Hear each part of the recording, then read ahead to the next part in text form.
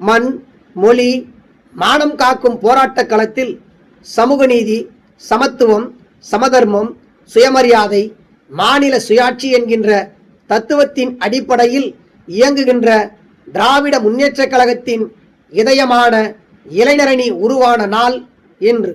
1949 Chennai Robinson பூங்காவில் கொட்டும் மலையில் தொடங்கப்பட்ட இந்த இயக்கத்திற்கு 30 ஆண்டுகளுக்கு பிறகு புதிய இளம் இரத்தத்தை பாய்ச்சுவதற்கு இந்திய அரசியல் கட்சிகளில் முதலில் ஓர் இயக்கம் இளைஞரணியை தொடங்கியது என்றால் அதுதான் திராவிட முன்னேற்ற கழகம்.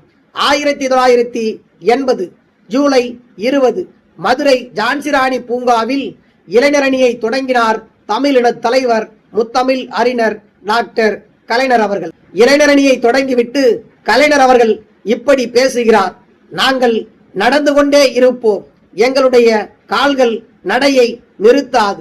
நாங்கள் எழுதி கொண்டே இருப்போம், எங்களது கைகள் எழுதுவதை நிறுத்தாது. காரணம், நாங்கள் ஆழமான கொள்கைக்கு சொந்தக்காரர்கள். நாங்கள் அண்ணாவின் தம்பிகள், பெரியாரின் தொண்டர்கள்.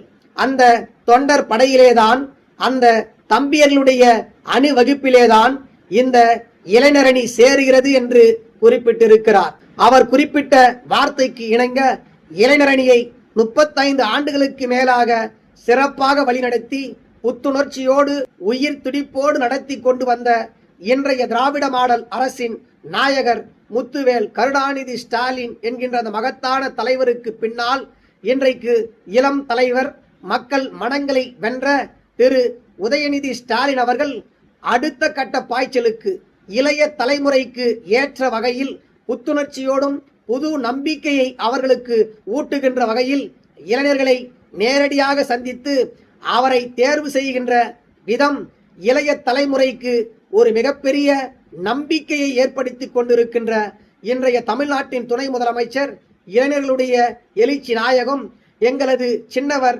நாளைய தமிழ்நாட்டின் மன்னவர் திரு உதயநிதி ஸ்டாலின் அவர்களை இன்றைக்கு இந்திய தேசமே திரும்பி பார்க்கிற வகையில் திராவிட முன்னேற்ற கழகத்தின் இளைஞர் அணியை வழிநடத்தி கொண்டிருக்கின்றார்.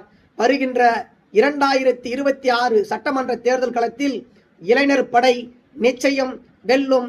திராவிட முன்னேற்ற கழகத்தை 7வது முறையாக ஆட்சி அரியணையில் அமருவதற்கு இளைஞர் படை நிச்சயம் களத்தில் திராவிட முன்னேற்ற கழகத்தோடு துணை நிற்கும். வெல்வோம் 200, படைப்போம் வரலாறு.